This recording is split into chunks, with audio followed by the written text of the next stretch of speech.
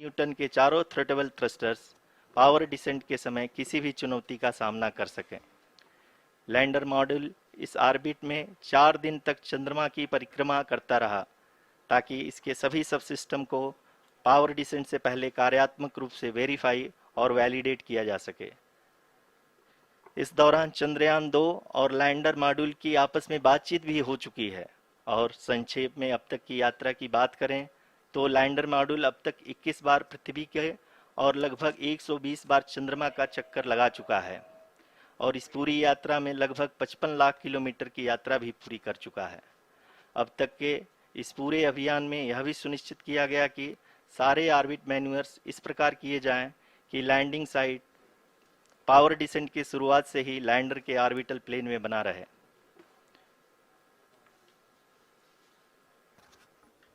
Make it further That is true complicated. indeed.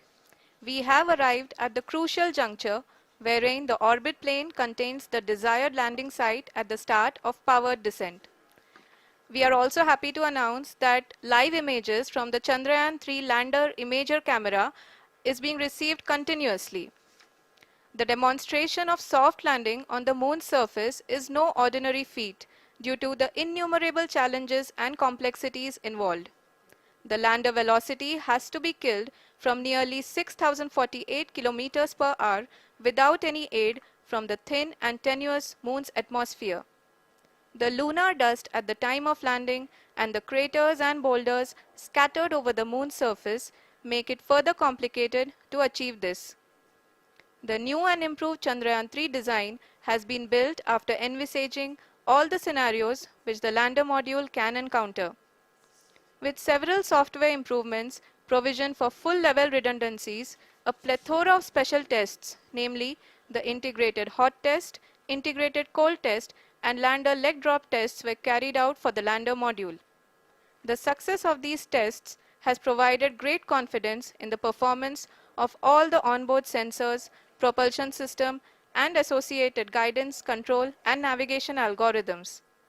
The key findings during the tests have enabled to improve the overall system performance. The largely unexplored south pole of the moon has been chosen as the intended landing site since there is a possibility of finding ice and other minerals which would be vital resources for future explorers.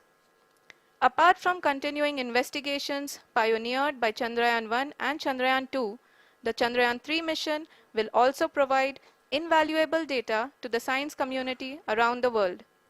Let us give our viewers a glimpse on the configuration of Chandrayaan-3 mission.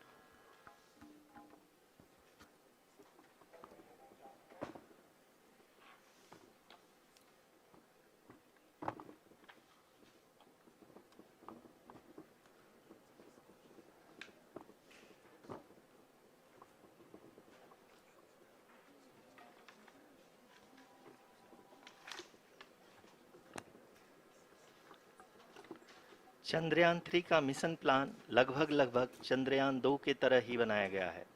यहाँ यह भी सुनिश्चित किया गया है कि चंद्रयान 3 को rocket से अलग होने से लेकर के चंद्रमा के निकटतम कक्षा में स्थापित होने तक सारी गतिविधियाँ चंद्रयान 2 के तरह ही हों।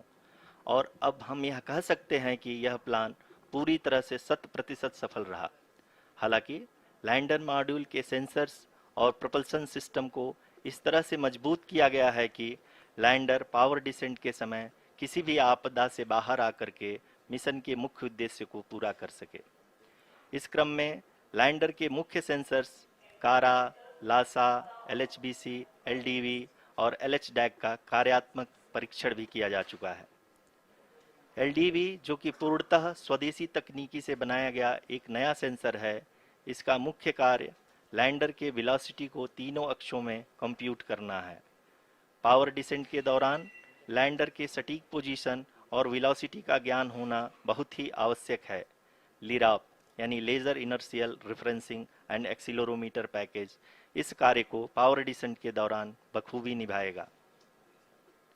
ट्रैजेक्टरी जनरेशन जो कि चंद्रयान 3 मिशन के लिए बहुत ही अहम है, क्योंकि हर ऑर्बिट मैन्यूवर के बाद यह सुनिश्चित किया जाता है कि लैंडर की मिशन ऑब्जेक्टिव को ना बदले। इस क्रम में मैं यह भी आपको बता दूं कि ऑर्बिट डिटर्मिनेशन जो कि उपग्रह के पोजीशन और वेलोसिटी को बहुत ही एक्यूरेटली बताता है। एक बहुत ही कठिन और जटिल कंप्यूटेशन और एस्टिमेशन होता है। यहाँ यह भी जानना महत्वपूर्ण है कि चंद्रयान 2 का OHRC पेलोड अब तक काफ़ी ऊंचे स्तर का डैम प्रदान किया है, जिसके फलस्वरूप लैंडिंग साइट की सीमा को बढ़ाकर 4x2.4 किलोमीटर कर दिया गया है, जो कि पावर डिसेंट के दौरान सॉफ्ट लैंडिंग कराने में काफ़ी सहायक सिद्ध होगा। Apart from the sensors, drones will actually क्रिया को पूरा करने में लगभग In addition to it, we also have support from ESA and JPL DSN stations. There will be no ground intervention once the ALS takes charge. The preparation for today's event had started 48 hours before, wherein various pre-selections and uplinking of parameters for the autonomous landing sequence were carried out. The whole descent is divided into 4 phases: the rough braking phase, the attitude hold phase,